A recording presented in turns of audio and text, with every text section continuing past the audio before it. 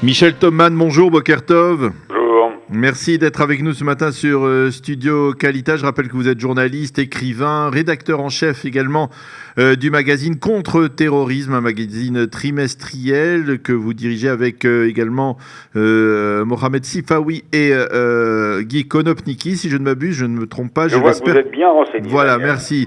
Effectivement, alors Michel, nous voulions parler avec vous ce matin pour essayer de nous donner un peu l'état d'esprit, nous transmettre ici à Jérusalem l'état d'esprit qui règne aujourd'hui en France, 3 jours après l'attentat de vendredi près de Carcassonne, cet attentat dans un supermarché de Trèbes où on a vu bien entendu donc on a bien entendu assisté au sacrifice de ce gendarme Arnaud Beltrame qui est devenu le héros national, on va dire, d'une France qui est tout de même assez étonnée, choquée, ou alors finalement en France on a repris le cours normal de la vie relativement rapidement après cet attentat.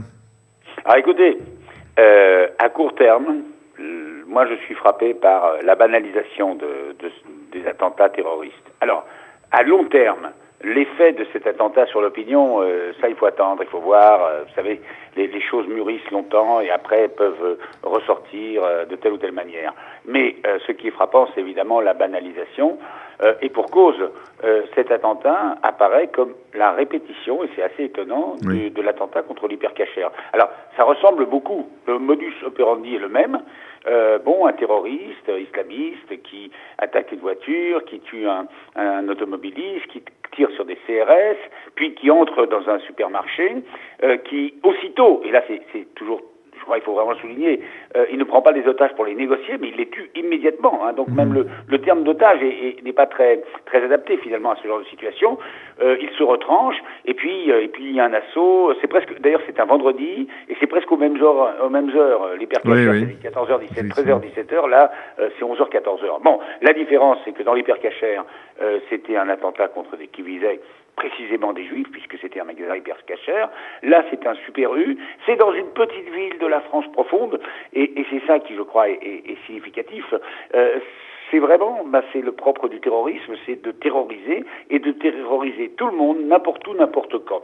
Et là, cet attentat veut dire que n'importe quel client d'un Super U, n'importe quel parent qui emmènera son enfant à l'école, n'importe qui dans la moindre petite ville française peut demain être victime d'un attentat. Et je pense que c'est ça qui va évidemment mûrir dans l'esprit des Français. Alors, à court terme, le caractère odieux et horrible de cet attentat, quand je dis il est banalisé, un exemple, les chaînes Tout Info ont cessé d'en parler au bout on continue à en parler, mais il n'y a pas eu de breaking news, il n'y a pas eu pendant 48 heures, comme ça peut être le cas par le passé, parce que ce n'est plus nouveau, mais cette banalisation est aussi finalement l'horreur et l'événement en lui-même est occulté par le sacrifice, l'acte héroïque du lieutenant-colonel Beltrame, et donc d'une certaine manière quelque chose de positif efface le négatif. Donc le négatif, on essaye de voir toujours le bon côté des choses et d'essayer d'éluder le plus difficile.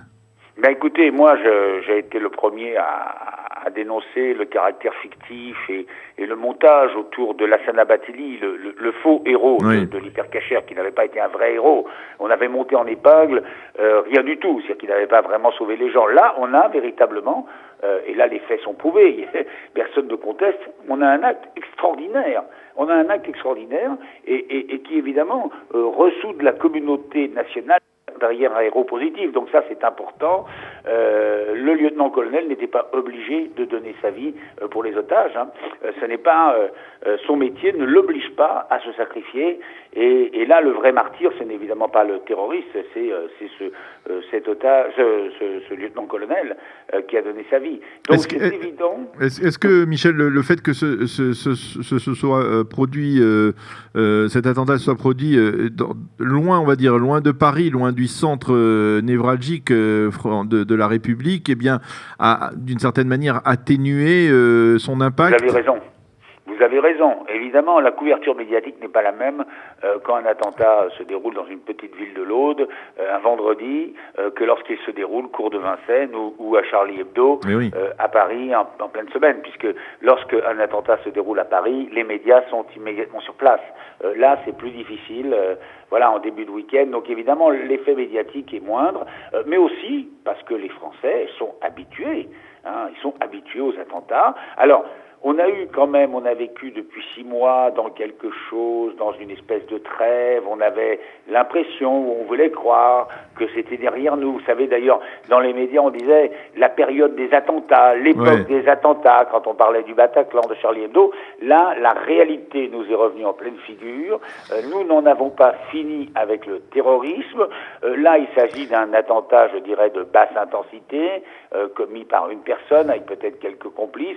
On n'a pas heureusement un grand attentat comme celui du Bataclan ou comme celui de Nice, mais la menace est là, les pouvoirs publics le savent, et derrière le terrorisme, il y a l'islamisme, c'est-à-dire qu'il y a cette... Alors justement, cet islamisme-là, personne ne pensait qu'il allait s'évaporer avec, on va dire, la perte d'impact, de puissance de Daesh sur le terrain en Syrie ou en Irak, mais est-ce qu'aujourd'hui, le fait qu'il y ait comme ça un islamiste qui surgit sans prévenir, cela signifie qu'il y en a d'autres, beaucoup comme lui, qui peuvent un jour se réveiller, prendre une arme et puis aller commettre un attentat et après espérer, on va dire entre guillemets, la revendication de Daesh. Oui, parce que malheureusement là on se rend compte que le carburant du crime, le carburant du massacre, c'est quand même l'idéologie. Ce genre d'attentat n'est pas le fruit d'une grosse organisation, c'est pas le fruit d'une grande préparation technique, mais ce qui donne la force à un moment donné à quelqu'un qui est plus ou moins déséquilibré, qui est plus ou moins marginal, qui est délinquant, que c'était son cas, la force quand même d'aller dans un supermarché, de tuer des gens de sang-froid, c'est quand même la force de l'idéologie. C'est le fait que, en faisant ça, il est persuadé qu'il sera un héros, qu'il va racheter tous les péchés qu'il a commis dans sa vie. Et donc, je crois qu'il faut vraiment bien prendre conscience que nous sommes non pas simplement, comme on le dit, un peu avec pudeur, face à des radicalisés, face à des gens qui sont des délinquants, même s'ils sont aussi des délinquants, mais qu'on est face à une idéologie. Et que cette idéologie, elle donnera la force toujours à quelqu'un qu'on connaît ou qu'on ne connaît pas, qui peut être dans une petite ville, qui peut être plus ou moins organisé, d'aller commettre un meurtre atroce. Et donc là, on est vraiment, je crois qu'on est rappelé à la réalité.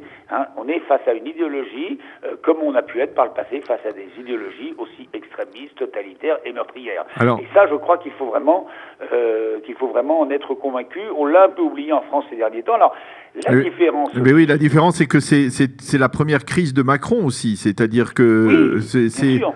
Et ça sera ma dernière question. Est-ce que on a le sentiment que Macron a réagi comme il le fallait? On l'a vu quitter Bruxelles précipitamment. Est-ce que vous avez eu le sentiment qu'il gérait la situation de crise? Bon, vous savez, il y aura toujours des gens pour reprocher à chaque fois qu'il y a un attentat, dire c'est la faute du pouvoir, etc. Oui. Vous savez, même en Israël, il y a toujours des attentats, c'est-à-dire malgré des mesures de sécurité, malgré le renseignement en amont, alors simplement, le jour où il y a un attentat, c'est parce qu'il y en a qui passent à travers les mailles du filet, mais quand il y a un attentat, c'est parce que 10, 20 ou 40 ou 50 attentats ont été évités.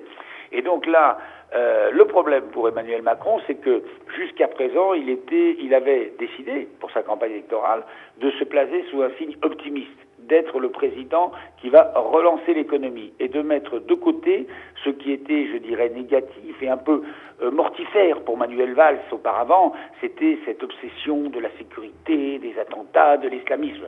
Et donc le pari d'Emmanuel Macron, c'était de relancer le pays, relancer l'économie, en pensant que finalement, avec aussi bien sûr une politique sécuritaire qui n'a rien à envier à celle de ses prédécesseurs, de ce point de vue-là, mais de dire on va relancer le pays et puis on met l'accent sur les questions économiques, sur le dynamisme, et on ne parle pas trop de ces questions de terrorisme, de sécurité, d'identité. Là, elles reviennent évidemment sur le devant de la scène, car derrière le problème du terrorisme, il y a évidemment un problème plus profond.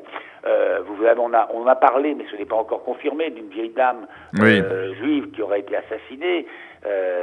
Si c'est un acte antisémite, on ne le sait pas, mais en tout cas, il y a En France, il y a des milliers d'islamistes, et à la différence d'Israël, ils ne sont pas cantonnés dans un territoire déterminé. Oui. C'est là la grosse différence avec Israël, c'est qu'en Israël, ils sont dans les territoires palestiniens, on peut contrôler, on peut fermer, mais si demain les Arabes israéliens massivement se mettaient à vouloir commettre des actes terroristes, ce serait très difficile à contrôler pour Israël. Et c'est le problème de la France, c'est que les islamistes sont des Français, ce ne sont pas des étrangers qu'on doit bloquer aux frontières, ce sont des Français et qui sont disséminés, y compris dans les plus petites villes. Et c'est ça le défi de Macron, comme celui de ses prédécesseurs.